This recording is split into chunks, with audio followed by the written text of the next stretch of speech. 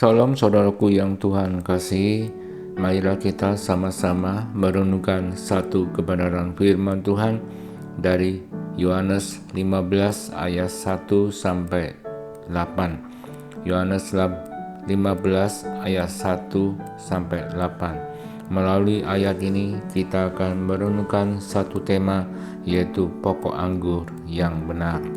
Saudaraku yang Tuhan kasihi, berbicara tentang pengajaran ini, Tuhan Yesus menggambarkan dirinya sebagai pokok anggur, sedangkan para muridnya sebagai ranting.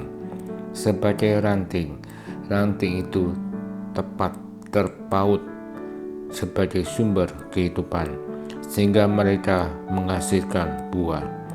Allah digambarkan sebagai tukang kebun yang memelihara ranting-ranting supaya tetap berbuah. Melalui ayat ini, Tuhan Yesus mengajarkan kepada kita sebagai orang percaya agar hubungan Allah dengan umatnya diibaratkan seorang petani sebagai pengusaha dengan pokok anggurnya. Namun yang menarik di sini adalah pokok anggurnya bukan jemaat itu sendiri, tetapi Tuhan Yesus. Umat Allah digambarkan sebagai ranting dari pokok anggur itu. Tuhan Yesus berkata, "Akulah pokok anggur yang benar." Saudaraku, mengapa Tuhan Yesus tidak cukup berkata, "Akulah pokok anggur"? Kenapa harus ada kata yang benar? Hal ini merupakan sebuah teguran kepada bangsa Israel yang merupakan umat pilihan Allah. Itu berarti Kristus menghendaki agar setiap orang percaya dapat berbuah. Mengapa harus berbuah? Karena buah itulah akan membantu kita menunjukkan jenis pohon itu. Dari buahnya kita dapat mengenal pohonnya. Pohon yang baik menghasilkan buah yang baik. Demikian juga dengan kita. Buah yang dihasilkan oleh seorang murid Kristus adalah mau tinggal di dalam Kristus. Saudaraku yang Tuhan kasihi, melalui ayat ini ada dua hal yang dapat kita pelajari. Yang pertama, di ayat kedua, berbicara tentang setiap ranting padaku yang tidak berbuah dipotongnya, dan setiap ranting yang berbuah dibersihkannya, supaya ia lebih banyak berbuah. Firman Tuhan berbicara kepada kita, penting sekali bagi kita untuk berbuah, karena buah itu merupakan hasil yang dikenal dari buahnya. Maka dari itu jadilah ranting yang berbuah.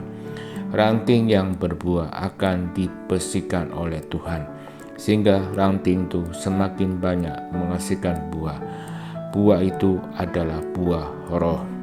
Di dalam surat Galatia 5 ayat 22 sampai ayat 23, Tuhan Yesus berbicara tentang kasih kepada murid-muridnya yang bertujuan agar mereka senantiasa diberkati.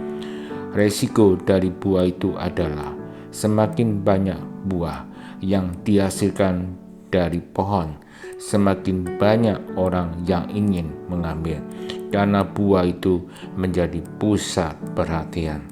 Semakin kita berbuah, semakin kita dibersihkan. Maka dari itu Tuhan Yesus ingin menjaga kita.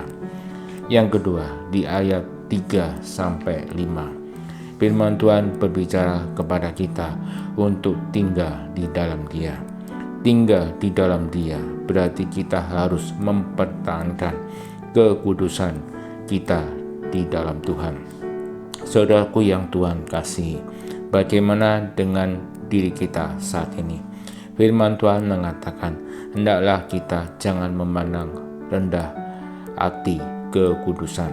Sebaliknya kita menjaga kekudusan yang kita miliki. Kekudusan bukanlah sebuah pilihan, tetapi kekudusan itu mutlak yang harus terjadi dalam kehidupan kita.